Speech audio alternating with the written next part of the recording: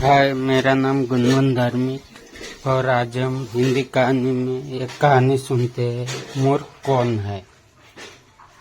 किसी गांव में एक सेठ रहता था। उसका एक ही बेटा था जो व्यापार के काम से विदेश गया हुआ था। सेठ की बहू एक दिन कुएं में पानी भरने गई। घड़ा जब भर गया तो उसे उठाकर कुएं के मुंडेर पर रख दिया और अपना हाथ मुंह धोने लगी। तभी कई से 4 राहगीर वहां आ पहुंचे। एक राहगीर बोला, बहन मैं बहुत पैसा हूँ, क्या मुझे पानी पिला सकते हो। सेठ की बहू को पानी पिलाने में थोड़ी झिझक महसूस हुई क्योंकि वह उस समय कम कपड़े पहने हुई थी। उसके पास लोटा या गिलास नहीं था जिसे वो पानी पिला देती। इसी कारण वह उन राहगीरों को पानी पिलाना उसे ठीक नहीं लगा। बहू ने उससे पूछा, आप कौन हैं? राहगीर ने कहा, मैं एक यात्री हूँ। बहू बोली, यात्री तो संसार में केवल 2 ही होते हैं, आप उन दोनों में से कौन है? अगर आपने मेरे इस सवाल का जवाब दे दिया तो मैं आपको पानी पिला दूंगी, नहीं तो मैं पानी नहीं पिलाऊंगी। बेचारा राहगीर उसकी बात का कोई जवाब नहीं दे पाया। तभी दूसरे राहगीर ने पानी पिलाने की विनती की। बहू ने दूसरे राहगीर से पूछा, अच्छा तो आप बताइए कि आप कौन हैं? दूसरा राहगीर तुरंत बोल उठा, मैं तो एक गरीब आदमी हूँ। सेठ की बहू बोली, भैया गरीब तो केवल 2 ही होते हैं, आप उनमें से कौन हो? प्रश्न सुनकर दूसरा राहगीर चकरा गया। उसको कोई जवाब नहीं सूझा तो वो चुपचाप हट गया। तीसरा राहगीर बोला, बहन मुझे बहुत प्यास लगी है, ईश्वर के लिए तुम मुझे पानी पिला दो।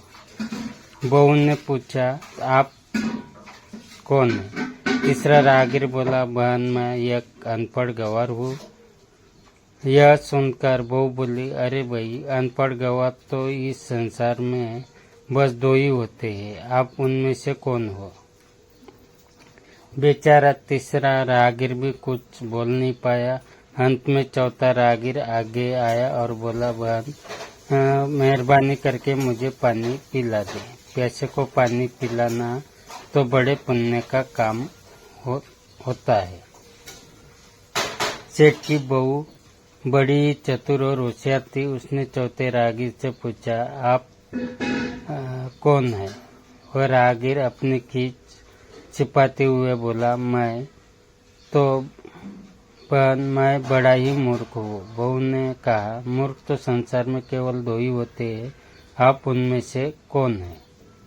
वो बेचारा भी उसके प्रश्न का उत्तर नहीं दे सका। चारों पानी पिए बगैर ही वहां से जाने लगे तो बहू बोली, यहाँ से थोड़ी दूर पर मेरा घर है, आप लोग कृपया वही चलिए, मैं आप लोगों को पानी पिला दूंगी।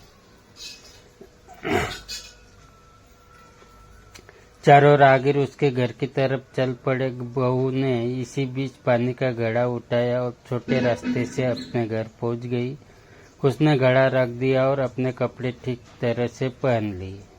इतने में वे चारों राहगीर उसके घर पहुंच गए। बहू ने उन सभी को गुड़ दिया और पानी पिलाया। पानी पीने के बाद वे राहगीर अपने राह चल पड़े।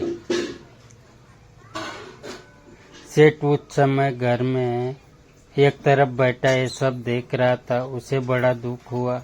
वह सोचने लगा, इसका पति तो व्यापार करने के लिए परदेश गया है और ये इसकी गैर हाजिरी में पराये मर्द को घर बुलाती है, उनके साथ हंसती बोलती है, इसे तो मेरा भी लिहाज नहीं है। ये सब देखकर अगर मैं चुप रहा तो आगे से इसकी हिम्मत और बढ़ जाएगी। मेरे सामने इसे किसी से बोलते बतियाते शर्म नहीं आती तो मेरे पीछे न जाने क्या क्या करती होगी। फिर एक बात यह भी है कि बीमारी कोई अपने आप ठीक नहीं होती, उसके लिए वैद्य के पास जाना पड़ता है। क्यों न इसका फैसला राजा पर ही छोड़ दूं। यही सोचता वह सीधा राजा के पास जा पहुंचा और अपनी परेशानी बताई। सेठ की सारी बातें सुनकर राजा ने उसी वक्त बहू को बुलाने के लिए सिपाही बुलवा भेजे। और उनसे कहा तुरंत सेठ की बहू को राज्य सभा में उपस्थित किया जाए। राजा के सिपाहियों को अपने घर पर आया देख उस सेठ की पत्नी ने अपनी बहू से पूछा, क्या बात है बहू रानी, क्या तुम्हारी किसी से कहासुनी हो गई है थी जो उसकी शिकायत पर राजा ने तुम्हें बुलाने के लिए सिपाही भेज दिए। बहू ने सास की चिंता को दूर करते हुए कहा, नहीं सासू माँ, मेरी किसी से कोई कहासुनी नहीं हुई है, आप जरा भी फिक्र न करें। सास को आश्वस्त कर वह सिपाही से बोली, तुम पहले अपने राजा से ये पूछकर आओ कि उन्होंने मुझे किस रूप में बुलाया है, बहन बेटी या फिर बहू के रूप में, किस रूप में उनकी राज्य सभा में मैं आऊं। बहू की बात सुन सिपाही वापस चले गए। उन्होंने राजा को सारी बातें बताई। राजा ने तुरंत आदेश दिया कि पालकी लेकर जाओ और कहना कि उसे बहू के रूप में बुलाया गया है। सिपाहियों ने राजा की आज्ञा के अनुसार जाकर सेठ की बहू को कहा, राजा ने आपको बहू के रूप में आने के लिए पालकी भेजी है। बहू उसी समय पालकी में बैठकर राज्यसभा में जा पहुंची। राजा ने बहू से पूछा, तुम दूसरे पुरुषों को घर क्यों बुला लाई जबकि तुम्हारा पति घर पर नहीं है। बहू बोली, महाराज, मैंने तो केवल कर्तव्य का पालन किया, प्यासे पति को पानी पिलाना कोई अपराध नहीं है, यह हर गृहिणी का कर्तव्य है। जब मैं कुएं पर पानी भरने गई थी तब तन पर मेरे कपड़े अजनबियों के सम्मुख उपस्थित होने के अनुरूप नहीं थे। इसी कारण उन राहगीरों को कुएं पर पानी नहीं पिलाया। उन्हें बड़ी प्यास लगी थी।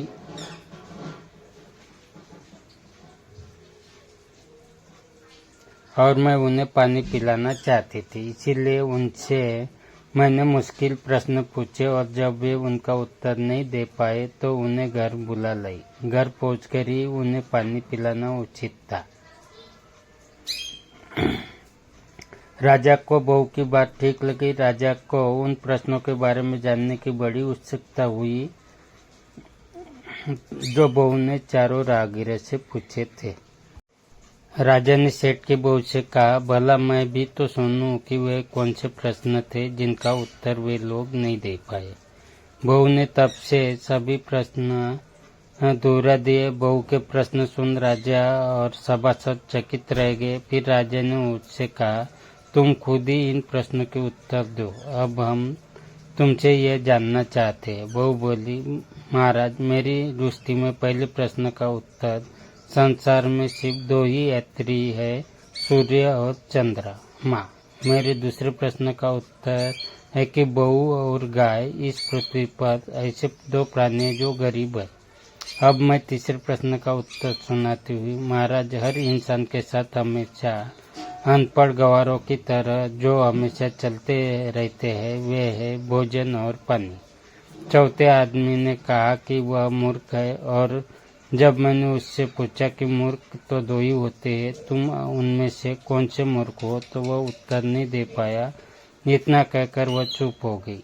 राजा ने बड़े आश्चर्य से पूछा, क्या तुम्हारी नज़र में इस संसार में सिर्फ दो ही मूर्ख है? हाँ महाराज, इस घड़ी इस समय मेरी नज़र में सिर्फ दो ही मूर्ख है। राजा ने कहा, तुरंत बतलाओ कि वे दो मूर्ख कौन है। इस पर बहू बोली, महाराज, मेरी जान बख्श दी जाए तो मैं इसका उत्तर दूं। राजा को बड़ी उत्सुकता थी यह जानने की कि वे दो मूर्ख कौन है, सो उसने तुरंत बहू से कह दिया कि तुम निसंकोच होकर कहो, हम वचन देते हैं तुम्हें कोई सजा नहीं दी जाएगी।